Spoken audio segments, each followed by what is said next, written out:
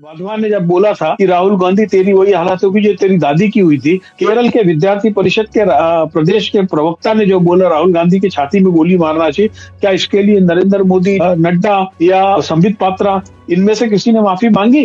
जो लोग संसद के अंदर ए कटुए, ए आतंकवादी बोलने पर कोई कार्रवाई नहीं करते, ये वो लोग। भारतीय जनता पार्टी की जो ऑफिशियल पॉलिटिकल लाइन है वो यही है कि वो इस देश के हर मुसलमान को पाकिस्तान परस्त मानते हैं। ये उसी मानसिकता से निकलता है कि ये जनता है जिसको हम अपने टुकड़ों में पालते हैं और हम इसको जैसा चाहेंगे वैसा हाकेंगे। ये भेड़ बकरी हैं, इनका मनुष्य के रूप में कोई इनका अस्तित्व नहीं है, नागरिक रूप में इनकी कोई हैसियत नहीं है। कि आजम खान की भाभी एक्सपायर हो गई थी, प्रशासन से सिर्फ 4 घंटे की पैरोल मांगी थी, सिर्फ 4 घंटे के लिए, उनके लिए और उनके लड़के अब्दुल्ला की। प्रशासन ने ये परमिशन देने से मना कर दिया। एक तरफ देखिए राम रहीम हरियाणा में वो महीनों तक बाहर रहता है और वो बलात्कार का घोषित अपराधी, हत्या का घोषित अपराधी है। कि चुनाव आयोग के पोर्टल में सेध लग गई, जो आनंद जिसपे अभी चार्जशीट हो गया है उसमें से 6000 वोटों के नाम लॉगिन करके गायब कर दिए गए। इसका मतलब ये है कि इलेक्शन कमीशन ऑफ इंडिया का जो सेंट्रल पोर्टल है वो कॉम्प्रोमाइज्ड है और election commission of India compromised, ये है इसका मतलब। वो नाथुराम जी करना चाहते होंगे, एन राम जी करना चाहते होंगे, रोजगार गारंटी स्कीम टाइप से कुछ। हाँ। तो ये जो इनका बौद्धिक मतलब कंगाली है, दरिद्रता है इनकी ना, वो ये इससे साबित होता है कि एक नाम तक आप ठीक से किसी भी योजना का नहीं रख पा रहे हैं। अभी इन्होंने कहा है कि इसको जब चाहेंगे, जिस तरीके से चाहेंगे, जिन इलाकों में चाहेंगे वहां पे इम्प्लीमेंट करेंगे। आप समझ रहे हैं, ये बहुत बड़ी बात है। इसका मतलब एक पॉलिटिकल टूल की तरह ये इस्तेमाल होने वाली है आने वाले समय में। ये योजना जो है 21 योजनाओं की लिस्ट मेरे पास है जो पिछली सरकारों की थी, जिसका केवल मोदी जी ने नाम बदला और उन योजनाओं को कमजोर भी किया। सारी चीज थी जिस पार्टी को आप कह रहे थे खत्म हो गई, जिसका कोई जनाधार नहीं है, जिसका कोई संगठन नहीं है, पूरे देश के राज्यों से लोग आए और 5 लाख लोग दिल्ली में आ गए। या किसी औरत का घूंघट फाड़ के उसका चेहरा देखने लगता, क्या कोहराम होता? कल नीतीश कुमार ने पब्लिकली ये किया, क्या इस पे कोई चर्चा कर रहा है? लखनऊ वाले ठाकुर साहब को ये देखना चाहिए कि गाजियाबाद के लोनी में नकली दवाओं का रैकेट पकड़ा गया। नकली दवाएं, आपको पता ही नहीं कि आप पेन किलर खा रहे हैं सही है कि नहीं, आप डायबिटीज की दवा खा रहे हैं सही है कि नहीं, कुछ भी नहीं पता है। अरे कैंसर की दवाएं नकली थी जिसको लोग खा खा के मर गए, यही बनी हुई। राहुल गांधी के साथ में प्रॉब्लम है कि उसको ईडी भेजो, सीबीआई भेजो, कोई फर्क ही नहीं पड़ रहा। उससे घर खाली करा लिया, उसका चुनाव नल एंड वाइड घोषित कर दिया, तो भी वो वहीं टिका हुआ है। ऐसे ही पॉलिटिक्स में बहुत सारे गैंग से बहुत सारे गिरोह हैं जो ठेके पे काम करते हैं। ये लोग बिल्कुल सत्ता के लिए भूखे लोग हैं, नहीं बिल्कुल ही सब समझते हैं, ठीक से समझते हैं। हाँ, एक अच्छी बात इनके बारे में आप ये कह सकते हैं कि इनको अपनी औकात का अंदाजा है। वो अब लगभग 1 करोड़ 26 लाख लाडली बहनों को अपमानित करते दिख रहे हैं। धमकी भरे अंदाज में उन्होंने कहा कि अगर वो महिलाएं मुख्यमंत्री के सम्मान समारोह में नहीं पहुंची तो उनकी जांच होगी। राज्य सरकार से 40% खर्च करवाओगे और पोस्टर पे मोदी जी का फोटो लगेगा। ये वो राज्य हैं जिनका अभी खुलासा हो रहा है कि वहाँ पे जितने काम हो रहे हैं वो 50% से नीचे कमीशन पे ही नहीं हो रहे हैं। सोचिए, हिंदी पट्टी का इतना बड़ा अखबार है दैनिक जागरण, ऐसा लगा कुछ साइकिक भक्त लिख रहा हो। लिखा है कि चेहरे पर वह भाव नजर नहीं आ रहे हैं, पेट पिचका सा लग रहा है ठाकुर साहब का, और भक्तों को लग रहा है कि जैसे वो साथ में कह रहे हो कि यशोदा मैया तेरो लल्ला भूखो है। मतलब हद है। अरे आपको आलोचना करनी चाहिए, आप नौटंकी कर रहे हैं।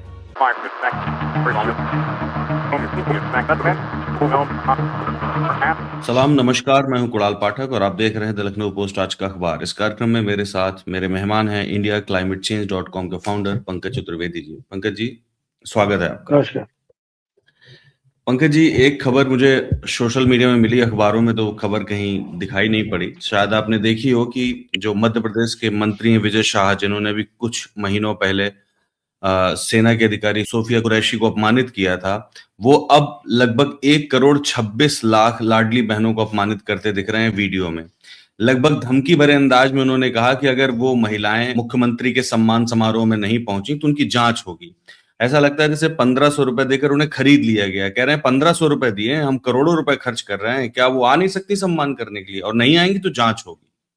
सर, ये विजय शाह पहली बार नहीं, 2012-13 से इसी टाइप के विवादास्पद बयानों के लिए चर्चित रहे। एक बार तो उनको मंत्री पद भी छोड़ना पड़ा था, लेकिन इस बार उन्होंने ऑपरेशन सिंदूर के संवेदनशील मिसले के बाद में कर्नल सोफिया कुरैशी को जिस तरह से पाकिस्तानी बोल दिया, और उसके बाद सुप्रीम कोर्ट के इंटरफेरेंस के बावजूद जब राज्य सरकार भारतीय जनता पार्टी ने उस पर कोई कार्रवाई नहीं की, तो वो तो स्पष्ट हो गया था कि भारतीय जनता पार्टी की जो ऑफिशियल पॉलिटिकल लाइन है वो यही है कि वो इस देश की हर मुसलमान को पाकिस्तान परस्त मानते हैं, और अभी भी उन्होंने जो बोला है कुछ गलत नहीं बोला है।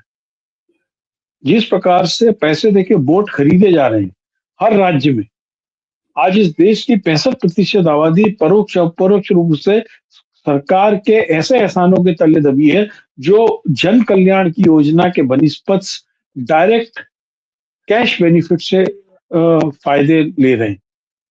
और ये आमतौर पर ऐसी सभी योजनाएं चुनाव के पहले लागू की जाती हैं, तो जाहिर है कि वो तो यही है कि मैंने तेरे मुंह पे पैसे मारे, तू मेरी चापलूसी कर। बस ये है कि वो विजय शाह ने सीधे सीधे बोल दिया है, लेकिन ईमानदारी की बात तो यही है, कोई कहता है पैसे दे दो ठेके ले लो, कोई कहता है कि पैसे दे दो वोट ले लो। मैं आपको मुसलमान बोलूं, आपको पाकिस्तान बोलूं, आपको चापलूस बोलूं, कुछ भी बोलूं, पैसे लिए है ना। लेकिन इस देश की जनता भी तो निर्लज्ज है, कोई एक आदमी आके खड़ा नहीं होता और मुंह पे पैसे मारता, ले 1500 रुपए। लोकतंत्र की वानगी ये है कि हम मुख्यमंत्री के कार्य अच्छे नहीं हो तो उसकी आलोचना करेंगे, लेकिन कोई नहीं बोल रहा है ना। हाँ, कोई नहीं बोल रहा, और अखबार भी इनको जगह नहीं दे रहे हैं। आपने देखा होगा विश्व दीपक की ये हम लोग चर्चा कर रहे थे विजय शाह के मामले में कि विजय शाह ने किस तरीके से लाडली बहनों को धमकी दी है कि मुख्यमंत्री को थैंक यू कहना पड़ेगा आपको, और अगर आप थैंक यू नहीं कहेंगे, सम्मान नहीं करेंगे, तो आपकी जांच होगी लाडली बहनों की, आप आइए थैंक यू कहने के लिए। इस किस्म की भाषा है। असल में ये जनता को जो है घास फूस की तरह, और जो हम लोग पहले इस पे शायद बात कर चुके हैं कि जो औपनिवेशिक मानसिकता होती है ना, कि जनता को एक बिल्कुल रियाया, बिल्कुल जिसको टुकड़ों में पलने वाले के तौर पे देखते हैं। ये उसी मानसिकता से निकलता है कि ये जनता है जिसको हम अपने टुकड़ों में पालते हैं और हम इसको जैसा चाहेंगे वैसा हाकेंगे। ये भेड़ बकरी हैं, इनका मनुष्य के रूप में कोई इनका अस्तित्व नहीं है, नागरिक रूप में इनकी कोई हैसियत नहीं है। यही वजह है कि बीजेपी बहुत सारे अधिकारों को कर्टेल करती जा रही है, समाप्त करती जा रही है।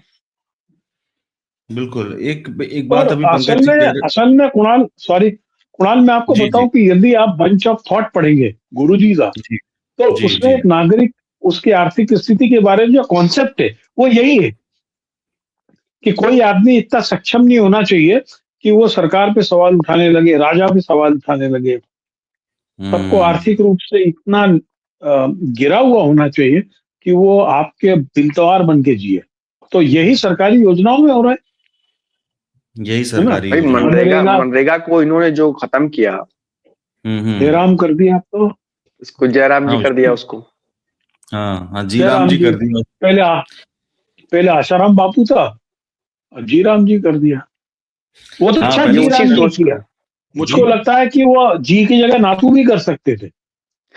बिल्कुल।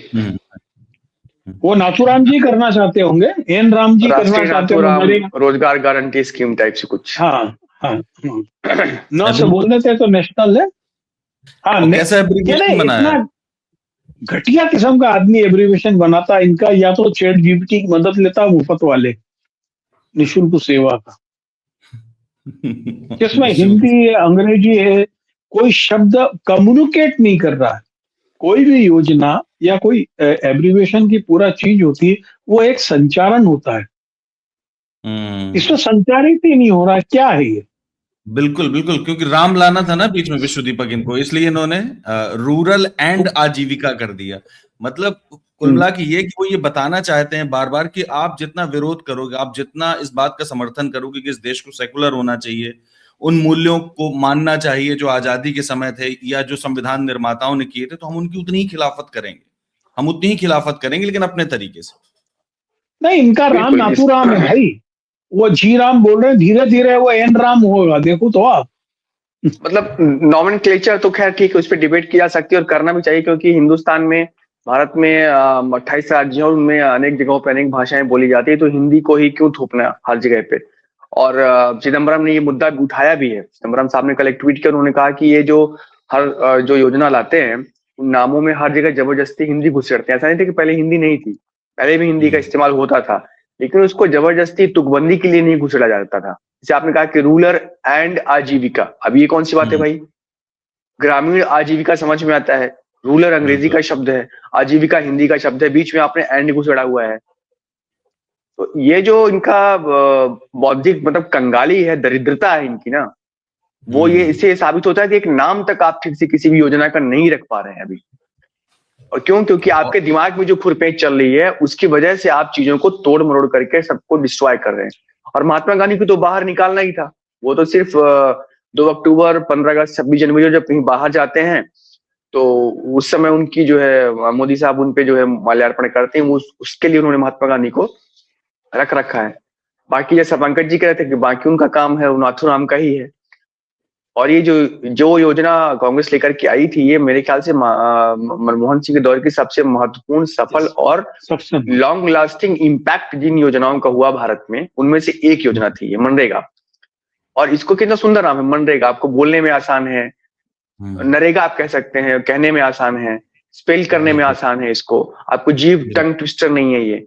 लेकिन जब इन्होंने उसको खत्म किया, रिपील किया, उसमें रिपील शब्द है बिल में, रिपील खत्म, मनरेगा को रिपील, बिल्कुल रिपील शब्द है उसमें। लोग अब इसको समझ रहे हैं कि उन्होंने रिपील नहीं किया, कुछ चेंज किया, नहीं चेंज नहीं किया है, उन्होंने इसको खत्म किया है, रिपील किया उन्होंने, रिपील शब्द है उसमें, एक बात। और दूसरी बात यह है कि इससे मेरा मानना है कि इसका बहुत दूरगामी असर होगा। उन्होंने जिस तरीके से इसकी रीस्ट्रक्चरिंग की है इस योजना की, उसका बहुत दूरगामी असर होगा भारत की राजनीति पे भी, और भारत के और मतलब फेडरलिज्म पे, केंद्र और राज्य के संबंधों पर इसका बड़ा दूरगामी असर होने वाला है। इन्होंने 60-40 कर दिया फंडिंग को, पहले एंटायरली जो है ये केंद्र की योजना थी, अब 40% तो मतलब 40% बर्डन बिल्कुल राज्यों पे आएगा। खैर राज्य को आप उनको राज्यों को आप जीएसटी का अभी तक पैसा आप देते नहीं है, उनके आपने टैक्स ऑलरेडी कम कर रखे हैं, 40% का बर्डन उन पे डाले हैं अलग से, ठीक है। इसके अलावा जो सबसे इंपॉर्टेंट चीज है वो ये है कि इन्होंने कहा है कि इसको जब चाहेंगे, जिस तरीके से चाहेंगे, जिन इलाकों में चाहेंगे वहां पे इंप्लीमेंट करेंगे।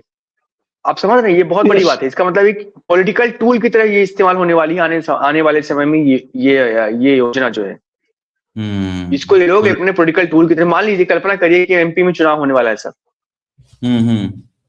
ठीक है, और ये उसके पहले अनाउंस कर सकते हैं कि भाई ठीक है, एमपी में ज्यादा जरूरत है, इस इलाके में ज्यादा जरूरत है, और इनको इतने दिन का काम दिया जाता है, या जो भी एडवांस पेमेंट करके कुछ भी कर सकते हैं। एक पॉलिटिकल टूल की तरह इसको इस्तेमाल करेंगे। और जो इसका राइट वाला जो इसका पक्ष था, मतलब कांग्रेस सरकार ने, मनमोहन सरकार ने इसको एक अधिकार के तौर पे दिया था लोगों को, right to employment, right to work, काम करने का अधिकार। उन्होंने इसकी ये जो मूल भावना थी अधिकार वाली, उसको इन्होंने खत्म कर दिया है। अब ये टुकड़े पे केंद्र सरकार की समझ और उनके टुकड़ों पे चलने वाली योजना होगी, उनके दिमाग पे चलने वाली योजना होगी।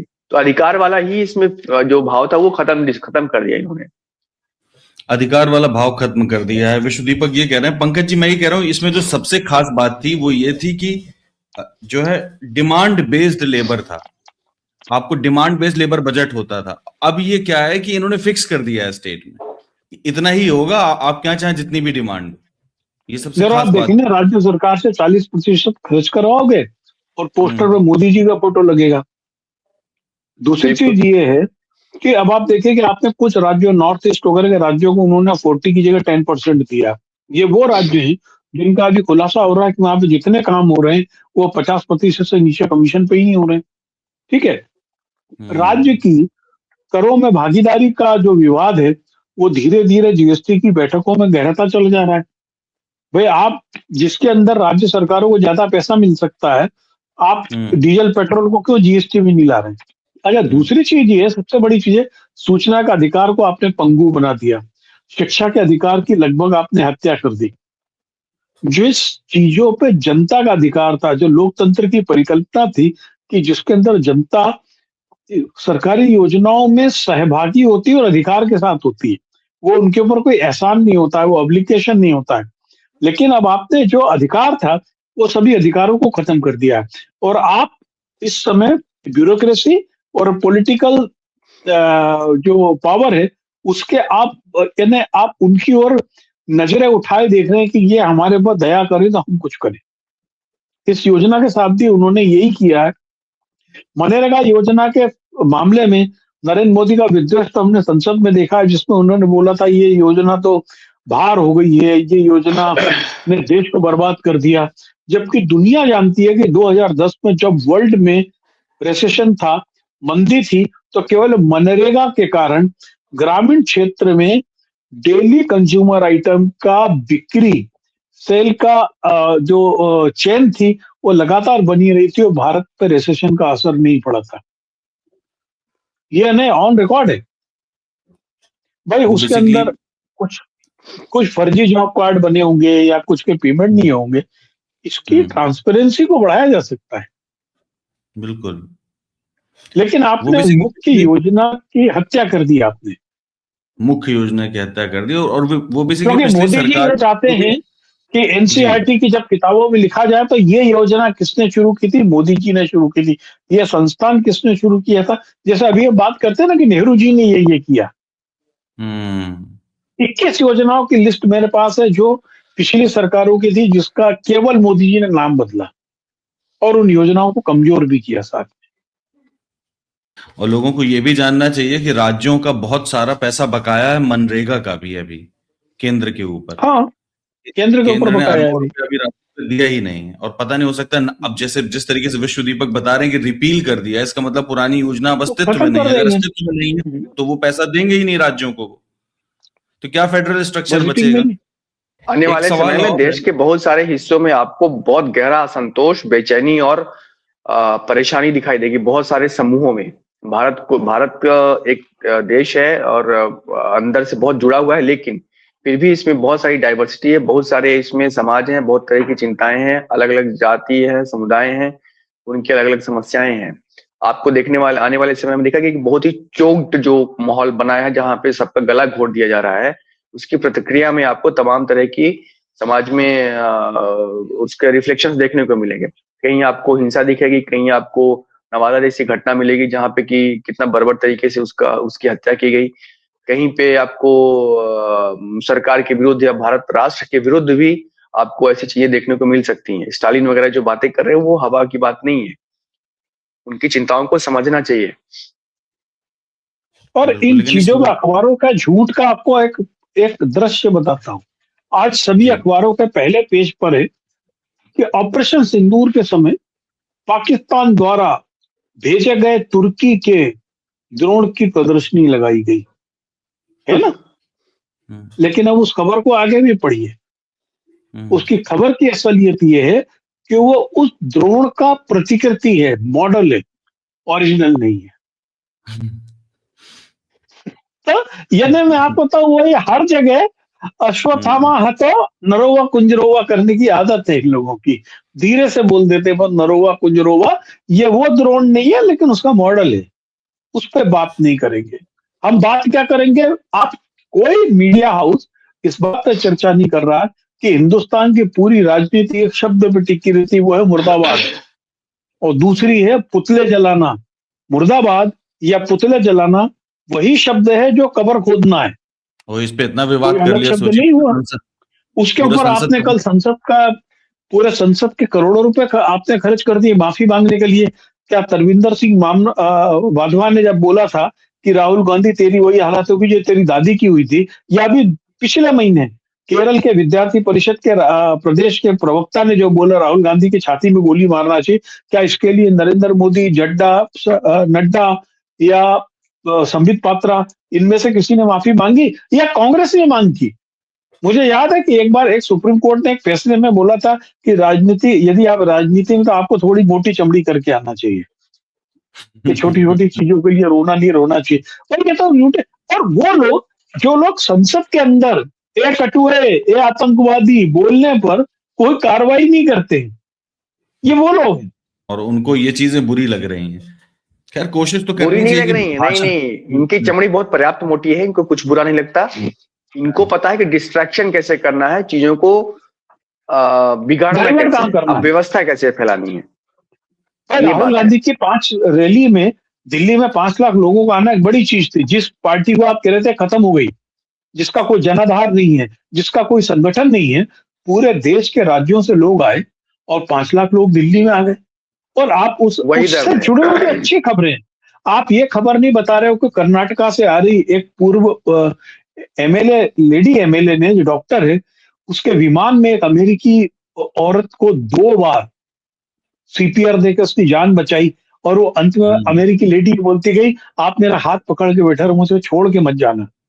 It was so sensitive news.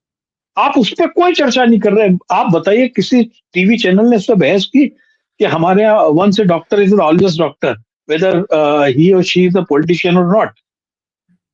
किसी ने कृतज्ञता व्यक्त की उस लेडी के प्रति? हम लोग हिंदी जो पट्टी के लोग हैं, गैर हिंदी पट्टी के लोगों के साथ में हर समय अमानवीय रहते हैं। यदि यही काम किसी गोबर पट्टी के डॉक्टर ने किया होता तो उसका नागरिक अभिनंदन करते घूमते हम। और ये न्यूज मुझको लगता है किसी टीवी चैनल पे भी नहीं है। नहीं, कहीं नहीं, सोशल मीडिया में ही थी, बस सोशल मीडिया में ही दिखाई पड़ी। इस बात पे कोई खबर नहीं कर रहा कि 5 लाख लोग दिल्ली में आए, कहीं तोड़फोड़ नहीं हुई, कहीं लूटपाट नहीं हुई, कहीं ट्रैफिक जाम नहीं हुआ, किसी को कोई व्यक्तिगत दिक्कत नहीं हुई। इस पे कोई आप खबर नहीं कर रहे। कुछ गड़बड़ हो जाता तो खबर होती। नहीं, खबर हो गई। खबर खोदने वाली बात जिसने भी बोली हो, मुर्दाबाद बोलते हैं, आप पुतला जलाते हैं, तो क्या होता है?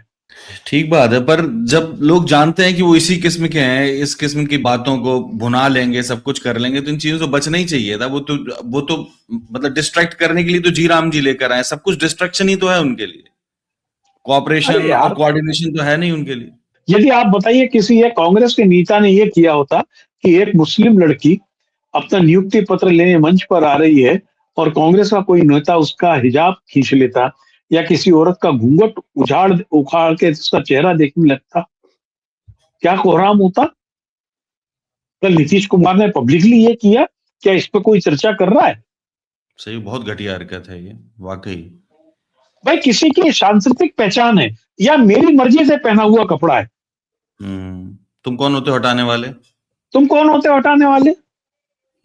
और वो मुझसे साले लंपट से क्या, सॉरी मैं साले शब्द मेरे मुझको शायद अमित शाह की थोड़ी हवा लग गई है। यार मुझे इतना तकलीफ हुआ कि एक चीफ मिनिस्टर, उसके चेहरे पे जो लंपट सरी की हंसी, और उसके बाद में वो उसका हिजाब खींच रहा है। शर्म नहीं आ रही है? और दूसरी शर्म मीडिया को नहीं आ रही, जो इस पे दिल खोल के क्रिटिसाइज नहीं कर रही।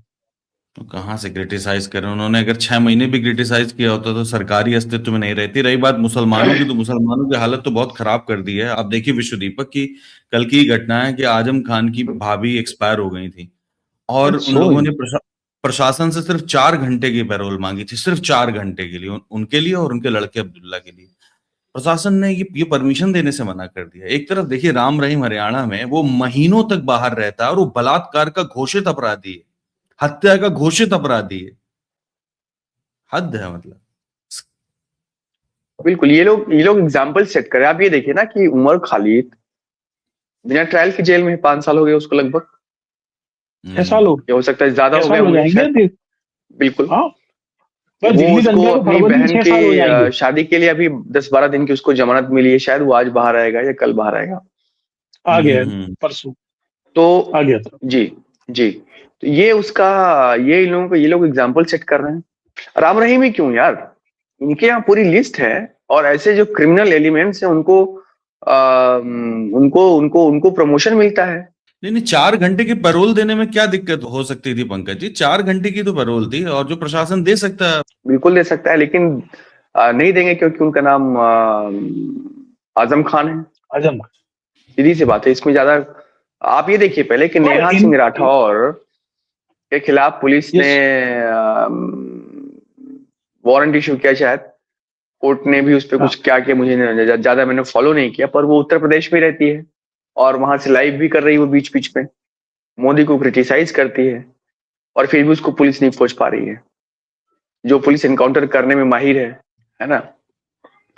तो उत्तर प्रदेश की जो पुलिस है और उत्तर प्रदेश की जो राजनीति है वो बहुत उसके लेवल पे जा चुकी है। और देखिए, इनका धर्म से कोई वास्ता नहीं है। कल की जो घटना है, इतनी निर्दयी सी घटना मुझे लगी। वृंदावन का बांके बिहारी का मंदिर 500 साल पुराना, कितना प्रसिद्ध मंदिर है। वहां पे भगवान को दिन में 4 बार भोग लगता है। सुबह का जो भोग है उसको कलेवा करना कहते हैं, बाल भोज कहलाता है। बाल रूप में भगवान को भोग लगता है। 500 साल में पहली बार ऐसा हुआ कि कल भगवान को बाल भोग कलयुग भोग नहीं लगा। और काय के नहीं लगा? क्योंकि सुप्रीम कोर्ट की कमेटी, राज्य सरकार और जो सेवादार है उनके बीच में टकराव चल रहा है, बिलों के पेमेंट नहीं हुए, भुगतान नहीं हुए, उस चक्कर में हो गया। हम अपनी परंपराओं को खत्म कर रहे हैं। धर्म का मसला नहीं है, एक परंपरा का मसला है। विश्व में कोई ऐसा धार्मिक स्थान नहीं होगा जहाँ 500 साल से भगवान को इस तरीके से भोग लग रहे हैं। और केवल छद्म और छोटी हरकतों के कारण वो परंपरा टूट गई। 500 साल बनने में बहुत साल लगता है और एक दिन में आपकी परंपरा खत्म हो गई। और सोचिए, हिंदी पट्टी का इतना बड़ा अखबार है ये दैनिक जागरण, और इसने इसको क्रिटिसाइज करने के तरीके से नहीं लिखा है। ऐसा लगा कुछ साइकिक भक्त लिख रहा हो। लिखा है कि चेहरे पर वह भाव नजर नहीं आ रहे हैं, पेट पिचका सा लग रहा है ठाकुर साहब का, और भक्तों को लग रहा है कि जैसे वो साथ में कह रहे हो कि यशोदा मैया तेरो लल्ला भूखो है। मतलब हद है। अरे आपको आलोचना करनी चाहिए, आप नौटंकी कर रहे हैं। वो ठाकुर साहब के लिए कह रहा होगा ना, उत्तर प्रदेश में बगैर ठाकुर साहब का कुछ होता ही नहीं है। तो लखनऊ वाले ठाकुर साहब के लिए कह रहा है। लखनऊ वाले ठाकुर साहब को ये देखना चाहिए कि गाजियाबाद के लोनी में नकली दवाओं का रैकेट पकड़ा गया। नकली दवाओं का रैकेट। और ये गाजियाबाद के लिए कोई नई बात नहीं ना, उत्तर प्रदेश के लिए। अभी नवंबर की बात है जब नकली सिरप पकड़ा गया था, और मुझे याद है मार्च 24 की बात है कि नकली दवाओं का रैकेट तब भी पकड़ा गया था। डायबिटीज की दवाएं, ब्लड प्रेशर की दवाएं, सारी दवाएं नकली बन रही और पूरे नॉर्थ इंडिया में डिस्ट्रीब्यूट हो रही है। विश्व दीपक, सोचो आप, नकली दवाएं, आपको पता ही नहीं कि आप पेन किलर खा रहे हैं सही है कि नहीं, आप डायबिटीज की दवा खा रहे हैं सही है कि नहीं, कुछ भी नहीं पता है। इतना कैंसर मचा दिया है। कैंसर की दवाएं नकली थी जिसको लोग खा खा के मर गए, यही बनी हुई। कोविड के समय इंजेक्शन या नकली बने, रेमडेसिविर और वो सब डिस्ट्रीब्यूट होते हैं। मध्य प्रदेश में तो, मध्य प्रदेश और राजस्थान में तो कई बच्चों की मौत हो गई कफ सिरप पीने से। कफ सिरप से पीने से हुई। उत्तर प्रदेश में पूरा वो रैकेट ही पकड़ा गया, जिसके धनंजय सिंह जी, जिसके मोदी जी के, योगी जी के जो सजाती बंधु बांधव हैं, पकड़े गए हैं। और एक पुलिस इंस्पेक्टर है जिसका बंगलो सामने आया है, उसी केस में पकड़ा गया। पुलिस, उत्तर प्रदेश की पुलिस इतनी गजब है। कल हापुड़ में एक सब इंस्पेक्टर पकड़ा गया है और एक पुलिस वाला, एक सिपाही भी पकड़ा गया।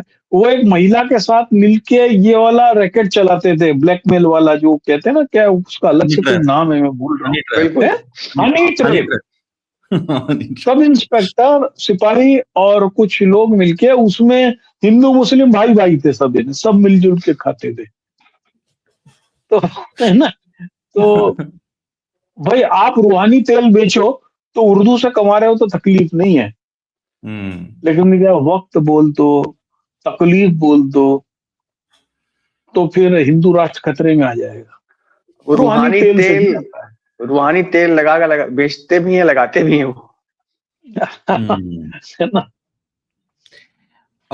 विश्व दीपक, आपने ये जो SIR वगैरह कवर किया था सारा वहां बिहार का, एक खबर है इंडियन एक्सप्रेस में, शायद आज आई हो आपके सामने, कि उसमें किस तरीके से इलेक्शन कमीशन ऑफ इंडिया के सेंट्रलाइज्ड जो पोर्टल से प्री फिल्ड नोटिस भेजे गए लाखों मतदाताओं को जो ऑलरेडी इलेक्टोरल रोल्स में आ चुके थे। और रिप्रेजेंटेशन ऑफ पीपल एक्ट 1950 के हिसाब से ये कानूनी रूप से जो अधिकार है वो ERO को है। ये एक तरीके से फ्रॉड है पूरा। बिल्कुल। चुनाव आयोग, देखिए कांग्रेस ने बीच बीच में आरोप भी लगाया है, और चुनाव आयोग जो है, आप अभी मान के चलिए कि वो बीजेपी के एक अंग के रूप में काम कर रहा है, सरकार के एक। आपने कल परसों जो उनकी रैली हुई थी रामलीला मैदान में, मैं वहां पर था, और यही वजह है कि कांग्रेस लगातार चुनाव आयोग को टारगेट कर रही है, उस पर अटैक कर रही है और उसकी आलोचना कर रही है।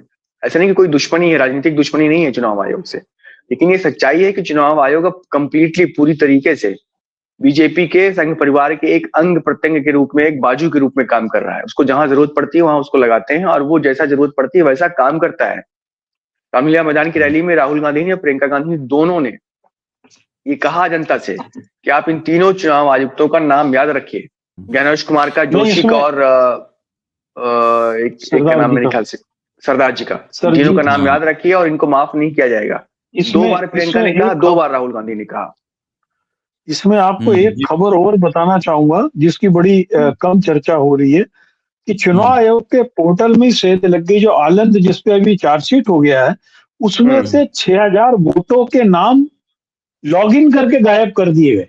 बताइए, आलंद जिसमें चार्जशीट हो गई है, उसमें 6000 वोटरों के नाम बाकायदा यहाँ से लॉगिन किया है इलेक्शन कमीशन के उससे, और उसमें 6000 लोगों के नाम उनके हटा दिए गए जो सस्पेक्टेड थे। यानी जब आप चार्जशीट पे जाएं, जब आप मुकदमे में चले तो आपको नाम ही नहीं मिले। ये काम भी कर चुका है चुनाव आयोग। और इसकी जो खबर है ये मैं कहीं पे देख रहा था, तो चूंकि मैं अभी उसको डिटेल पढ़ नहीं पाया हूँ, लेकिन उसके अंदर वो यानी एक अद्भुत है ये एमबी गिरीश की रिपोर्ट है कहीं पर, अच्छा, डेक्कन क्रॉनिकल में। तो उसके अंदर यही है 5994 जो वोटर के नाम है वो ईसीआई का पोर्टल को यूज करके हटाए गए हैं। वही ईसीआई के पोर्टल को यूज करने की बात तो है यहाँ पे पंकज जी, कि आप सोचिए कि जो ईआरओ है, मतलब इलेक्टोरल रजिस्ट्रेशन ऑफिसर, वो इसीलिए डिसेंट्रलाइज्ड बॉडी बनाई गई है कि किसी मतदाता की पात्रता पर शक करना है, नोटिस जारी करना है, आपको सुनवाई पर बुलाना है, नाम हटाना है या जोड़ना है, वो ईआरओ करता है। ईआरओ करता है, कानूनी रूप से ईआरओ करता है वो। लेकिन ये मेरे नहीं समझ में आ रहा है कि इलेक्शन कमीशन ऑफ इंडिया के पोर्टल से कैसे वो मैसेजेस, नोटिस भेज दिए गए, और वो भी लाखों मतदाताओं को, और उनको भेजे गए जो ऑलरेडी अपने सारे दस्तावेज जमा कर चुके थे। इसका मतलब ये है कि इलेक्शन कमीशन ऑफ इंडिया का जो सेंट्रल पोर्टल है वो कॉम्प्रोमाइज्ड है, और election commission of India compromised है। ये है इसका मतलब। हाँ, उनके लॉगिन को कोई यूज कर रहा है। बिल्कुल। और कौन यूज कर सकता है उनके लॉगिन को? ऑर्गेनाइज्ड तरीके से हो रहा है, संगठित तरीके से। यस, ऐसा नहीं कि रैंडम हो रहा है या कोई यूं ही करके खोल के कर रहा है। और दूसरी तरफ आप ये देखिए पंकज जी और विश्वदीपक, आप दोनों लोग, कि किस तरीके से विपक्ष को बांट दिया। मैं एक खबर देख रहा हूं जिसमें उमर अब्दुल्ला बोल रहे हैं कि वोट चोरी मुद्दा कांग्रेस का है, और सुप्रिया सुले बोल रही हैं कि जिस ईवीएम से वो 4 बार जीती उस ईवीएम को कैसे दोष दें। सोचिए कितने नए हुए हैं लोग, वाकई में इतने नए हुए हैं या फिर ये बन रहे हैं? बिल्कुल उमर अब्दुल्ला का रोल तो पहले से इस तरीके का रहा है। उमर अब्दुल्ला को जम्मू कश्मीर क्रिकेट एसोसिएशन का 100 करोड़ के घपले में जेल जाने का जब डर होता है तो उनको यही होता है। शरद पवार को ईडी ने नोटिस भेजा था, उसके बाद में फिर वो ईडी तक उन्होंने पदयात्रा की थी, उसके बाद में सर नोटिस गायब हो गए, है ना। राहुल गांधी के साथ में प्रॉब्लम है कि उसको ईडी भेजो, सीबीआई भेजो, कोई फर्क ही नहीं पड़ रहा, उससे घर खाली करा लिया, उसका चुनाव नल एंड वाइट घोषित कर दिया, तो भी वो वहीं टिका हुआ है। बाकी तो सबके धंधे जुड़े हुए ना यार। बिल्कुल। हाँ विश्वदीपक। हाँ, मैं ये कह रहा था कि ये नाइव बिल्कुल नहीं है। ये लोग जिसको कहते हैं ना कि मर्सनरी पॉलिटिशियंस हैं ये। जैसे कि अफगानिस्तान में, पाकिस्तान में आप देखते होंगे बहुत सारी फिल्मों में ठेके पे लोग आते हैं, जो कि कॉन्ट्रैक्ट किलर जो होते हैं, वो ठेके पे आते हैं, वो किलिंग करते हैं, वसूली करते हैं, प्लॉट खाली कराते हैं, जो दाऊद भाई करता था, है ना। ऐसे ही पॉलिटिक्स में बहुत सारे गैंग से, बहुत सारे गिरोह हैं जो ठेके पे काम करते हैं। उनको ठेका मिलता है सरकार से और वो वैसा ही उनके सुर बदल जाते हैं। ये लोग बिल्कुल सत्ता के लिए भूखे लोग हैं। नहीं, बिल्कुल नहीं सब समझते हैं, ठीक से समझते हैं। हाँ, एक अच्छी बात इनके बारे में आप ये कह सकते हैं कि इनको अपनी औकात का अंदाजा है, हो जाता है। काफी समझदार लोग होते हैं, जमीन को ही सूंघ लेते हैं। मौसम वैज्ञानिक भी होते हैं, इनमें से बहुत सारे मौसम वैज्ञानिक हैं। तो ये सूंघ चुके हैं कि इनकी ताकत जो है जमीन पर कुछ नहीं है, इसलिए इनके बोल बदल चुके हैं। इनको लगता है कि सत्ता के साथ बना के चलने में ही फायदा है। जिस दिन इनको लगेगा कि इनकी ताकत बढ़ गई है, थोड़ा समाज में हलचल है, बदलाव हो रहे हैं, तो आप देखिए कैसे अपने सुर बदलते हैं, फिर बदलते हैं। और सूंघने से मुझे याद आया कि सबको मुबारक हो कि भारत में मतलब 800 तक AQI पहुंच रहा है, एयर क्वालिटी इंडेक्स, लेकिन सरकार ने कैप लगा रखा है 500 पे। तो 500 से ज्यादा वो रीड ही नहीं करता है, 500 से ज्यादा बता ही नहीं सकते हैं। आप सोचिए 2 गुना एयर क्वालिटी इंडेक्स हो रहा है। और आप सोचिए कि PM 2.5 की लिमिट 15 है WHO के हिसाब से, हमने 4 गुना बढ़ाकर 60 की है उसकी 24 घंटे की, और इसके बाद भी वो 300 पहुंच रहा है, 400 पहुंच रहा है, 450 पहुंच रहा है माइक्रोग्राम पर मीटर क्यूब। ये हालत है, तो सूंघ भी नहीं सकते हैं। अच्छा, मुझे बताओ कि आपको हमने मशीनें ऐसी रख ली जिसपे 1000 काउंट कर रहा है, जी, तो आप क्या कर लोगे? सरकार क्या कर लेगी? नहीं कुछ कर कुछ नहीं लेंगे, पता तो चल रहा है। जब कुछ नहीं कर रहा है तो फिर 400 पे ही शांति पाओ ना। अरे हम 400 पे ही हैं यार। आप बैशाख नंदन बन के रहो। बैशाख नंदन की कहानी पता है ना? मुझे लगता है इस कहानी से इस कार्यक्रम को समापन कर दिया जाए। बैशाख नंदन गधे को कहते हैं। अच्छा। और आखिर उसको क्यों कहते हैं? क्योंकि वो बैशाख में मोटा होता है और बाकी मौसम में दुबला होता है। उसका कारण क्या होता है कि आमतौर में जब गधा मैदान में चरने जाता है, चरते चरते 12 घंटे 16 घंटे चर लिया, फिर पलट के देखता है, उसको चिंता होने लगती है, अरे मुझे भी इतना और चरना है, पूरी हरियाली रखी हुई। लेकिन बैशाख में हरियाली सूख जाती है, घास पीली हो जाती है, तो थोड़ी सी खाता है, तो पलट के देखता है, अरे वाह मैं तो पूरा खेत चर चुका हूँ। तो इस खुशी में मोटा होता है, इसलिए इसको बैशाख नंदन कहते हैं। तो हम सभी लोग बैशाख नंदन है। 400 लो 800 लो, क्या फर्क पड़ेगा। चलिए इसी नोट पे ठीक है, थैंक यू।